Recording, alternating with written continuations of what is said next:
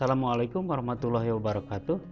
Pertemuan kedua dalam studi kelayakan ini akan membahas aspek pasar dalam studi kelayakan. Yang pertama, definisi pasar. Saya ambil dari Fuad.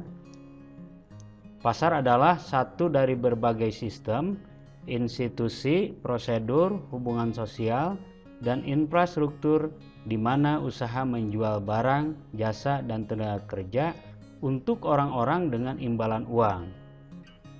Barang dan jasa yang dijual di sini menggunakan alat pembayaran yang sah, yaitu uang. Kedua adalah pemasaran.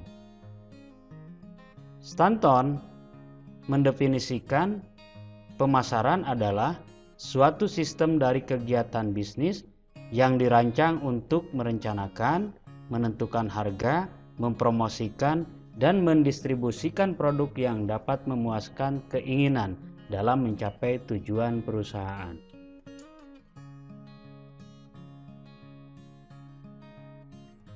Pasar dan pemasaran dalam studi kelayakan. Rencana usaha diawali dari menggali gagasan bisnis.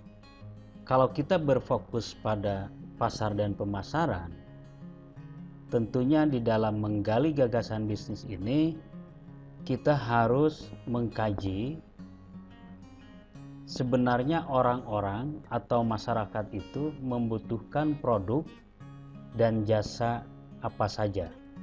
Setelah mengetahui produk dan jasa apa, maka kita harus mencari spesifikasi dan kualitas serta harga dari produk dan jasa tersebut. Kemudian harus diketahui supply dan demand-nya. Supply-nya seperti apa, demand-nya bagaimana. Dengan mengetahui supply dan demand dari barang dan jasa tersebut, maka kita akan mengetahui apakah ada excess demand atau kelebihan permintaan. Kalau ada kelebihan permintaan, berarti ada peluang untuk usaha yang baru. Nah, berikutnya kita harus mengetahui persaingan untuk barang dan jasa tersebut seperti apa. Kemudian market share untuk barang dan jasa tersebut pun bagaimana.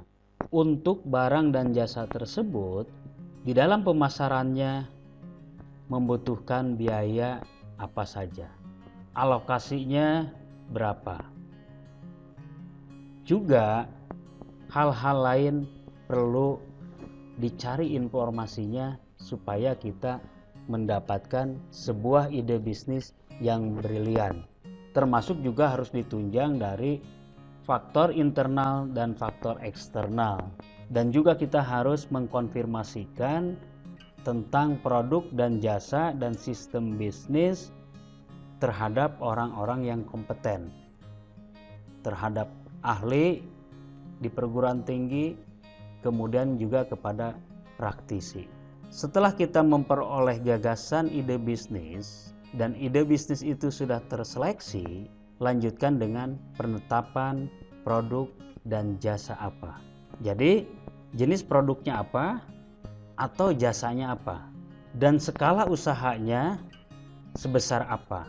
Kalau kita sudah bisa menentukan produk dengan spesifikasinya dan juga skala produksi usaha, maka kita harus lanjutkan dengan mencari pasar.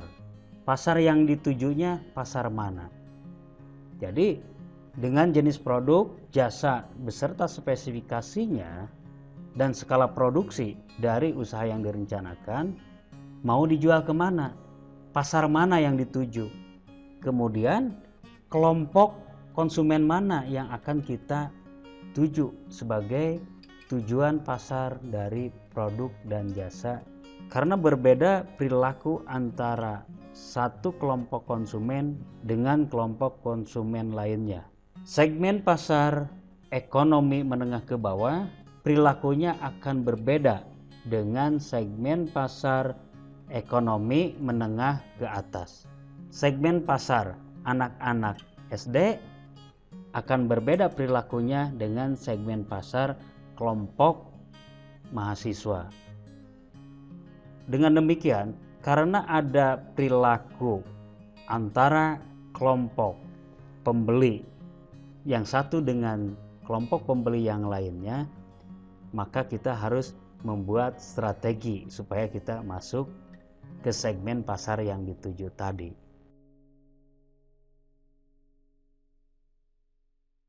Pasar itu ada dua, satu pasar input, dua pasar output. Kita lihat di sini yang tengah, kita merencanakan sebuah usaha di mana di dalam usaha itu ada proses produksi yang menghasilkan output berupa barang atau jasa. Dari rencana proses produksi itu, usaha ini membutuhkan sumber daya. Sumber daya ini diperoleh dari pasar input. Dalam perencanaan usaha, pasar input ini harus benar-benar diyakini bisa mendukung proses produksi yang berkesinambungan. Tentunya juga proses produksinya efisien. Di dalam perencanaan usaha harus meyakinkan tersedianya sarana produksi. Di dalam peternakan, sarana produksinya pakan, obat-obatan, vitamin, mineral, peralatan, bakalan, induk, DOC, dan DOD, serta yang lainnya. Untuk sarana produksi itu, apakah saluran pasar untuk input itu tersedia? Kemudian kapasitas suplainya memadai atau tidak? Dalam hal ini adalah memadai dari sisi jumlah, kualitas, serta juga suplainya berkesinambungan dan tepat pada waktunya sesuai dengan jadwal proses produksi. Untuk memperoleh sumber daya, kita membutuhkan biaya. Bagaimana pembiayaan untuk penyediaan sumber daya tersebut terhadap supplier? Semuanya harus ada di dalam perencanaan. Dalam perencanaan itu semua harus sudah teridentifikasi dan yakin pasar inputnya itu ada. Jika tidak ada, maka di dalam sebuah proyek itu harus mampu membuat rencana khusus untuk penyediaan saluran pasar dari faktor produksi atau sumber daya yang dibutuhkan. Kemudian, produk atau jasa hasil proses produksi sesuai dengan yang direncanakan, baik spek, jumlah, dan kualitasnya, maka ini harus dijual. Dijual kemana?